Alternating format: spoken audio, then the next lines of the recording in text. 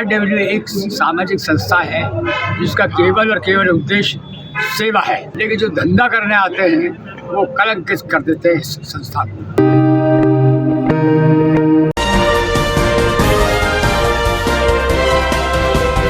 Metro plus में आप सभी का स्वागत और मैं आप सभी के साथ नवीन गुप्ता।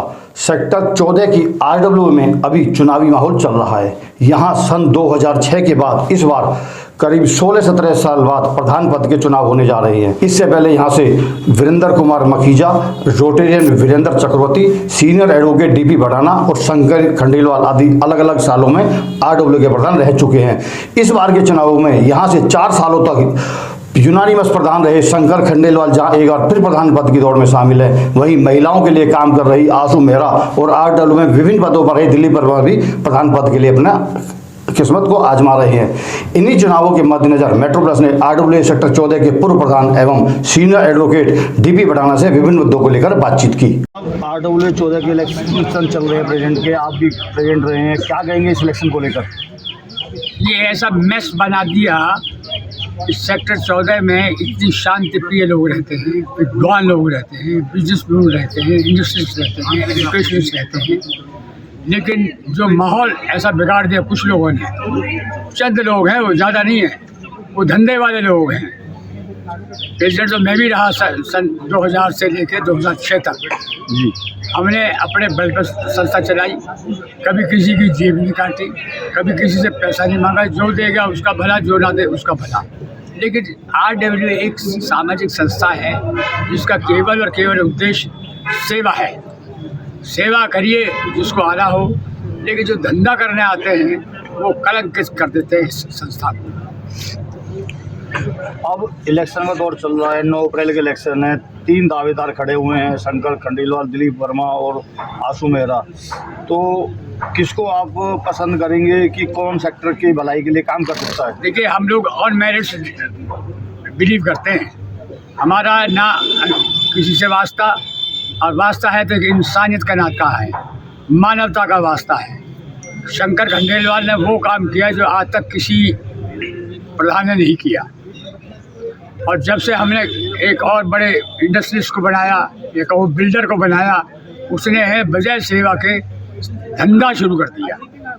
और धंधा यहाँ तक कर दिया कि 15-15 लाख रुपए इकट्ठा करके MPs MLAs फरीदाबाद के सारे लोगों को इनवाइट करके उनको स्वागत किया, जबकि उससे सेक्टर का कोई भला होने वाला नहीं। पर यहाँ तक कि एक बहुत बड़े मंत्री जी ने ये भी कह दिया कि भाई गांधी जी, आप तो सर्वदलीय नेता हैं। जो आदमी he is for all that it means he is for none. ये एक साइकोलॉजिकल फैक्टर है। तो भाई बात ये है कि जब कोई सेवा करनी ना हो, जोड़ तोड़ करनी हो, अशांति फैलानी हो, एकता जो हमारे सेक्टर की शुरू से बनी रही है उसको डिस्टर्ब करने की नाकाम कोशिश की हो। और नाकाम कोशिश मैं इसलिए कह रहा हूँ कि आज आपने देख लिया कि 200 से ऊपर आदमी, 200 से ऊपर व्यक्ति आज मौजूद थे, वो बिना बुलाए आए हैं। उनके दिल में एक टीस है, जलन है, एक बड़ी क्या कहते हैं इमोशन है कि हमारे सेक्टर का क्या हो रहा है। सेक्टर जो हिंदुस्तान में मशहूर रहा है टैक्स पेयर के रूप में, आज वो सेक्टर जो बेसिक नीड्स हैं उनके लिए तरस रहा है। जगह जगह कूड़े पड़े हैं, प्रेसिडेंट बॉडी ने कुछ नहीं किया, लोग तरस रहे हैं। अगर कोई जाता कहने के लिए साहब हमारे लिए उठवा दिए, बोले पहले पैसे दो तब हम उठवाएंगे।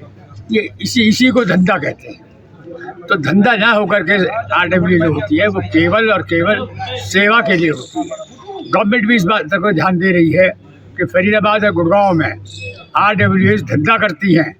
ये उसका बड़ा बैड इंप्रेशन लिया है और वो चाहते हैं। विधानसभा में मामला उठा है, विधानसभा में भी सवाल उठा है, और वो इस बात पर गवर्नमेंट सीरियसली सोच रही है कि कुछ ऐसे बंधन लगाए जाए कि जिस तरह से ये लोग काम करते रहे हैं। एक आदमी ब्लैकमेल करता है, एक आदमी ही वो क्या करता है, एक्सप्लॉइट करता है सारे सेक्टर को। ये चीज़ नाकाबिले बर्दाश्त है। महिलाओं को मौका मिलना चाहिए, महिलाओं को मौका अवश्य मिलना चाहिए। महिला काम करने का इच्छुक है, उनको ज़रूर देना चाहिए। लेकिन अब हालात ऐसे हैं कि अब जो बन गए हालात, क्योंकि सेक्टर में चारों तरफ गंदगी है और पार्क सड़े पड़े हैं, उनमें कोई हरियाली नहीं है, कोई किसी प्रकार का सफाई नहीं है। जो नगर निगम से पैसा आता है उसका कोई हिसाब किताब नहीं है। जो ये 4-4 साल रह लिए, 6-6 साल रह लिए, इन्होंने कभी भी ज़िंदगी में अकाउंटेबिलिटी पे ध्यान नहीं दिया। जिन्होंने हिसाब मांगा उनको ही डांटा।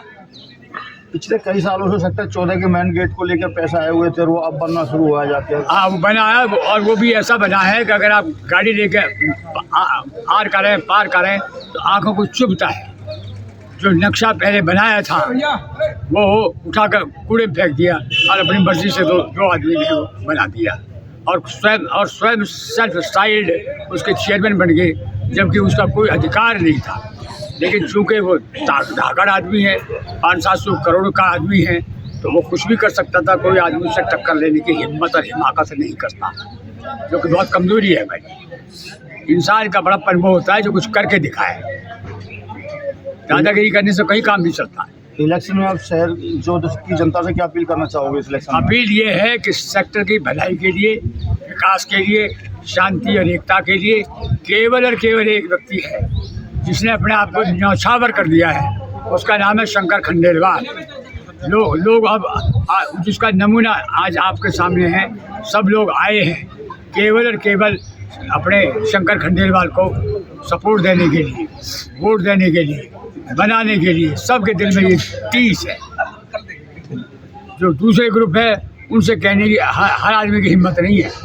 उनसे टक्कर लेना कोई खाला जी का घर नहीं है, क्योंकि वो साम दाम दंड भेद में बिलीव करते हैं। यहाँ शोर मचा दिया कि इस्लाम खतरे में है, बातें करते हैं साहब, बड़े कहते हुए सुना शर्म भी आती है। अरे भाई, पढ़ा लिखा समाज है, यहाँ सारे ट्रेड के लोग हैं, वाइस चांसलर तक रहते हैं, IAS तक रहते हैं, DG तक रहते हैं, यहाँ लोग वकील लोग रहते हैं। जो मेरे खुद के 46 साल वकालत के हो चुके हैं। मैंने ज़िंदगी में यही सीखा था, कुछ डू गुड एंड फॉरगेट, लेकिन यहाँ तो कुछ है डू गुड एंड कलेक्टेड जितना भी हो सके। तो आखिर इस चीज़ का अंत है, Shankar Khandelwal is the best choice for all, और वही उसी को जिताना सेक्टर के भलाई में है।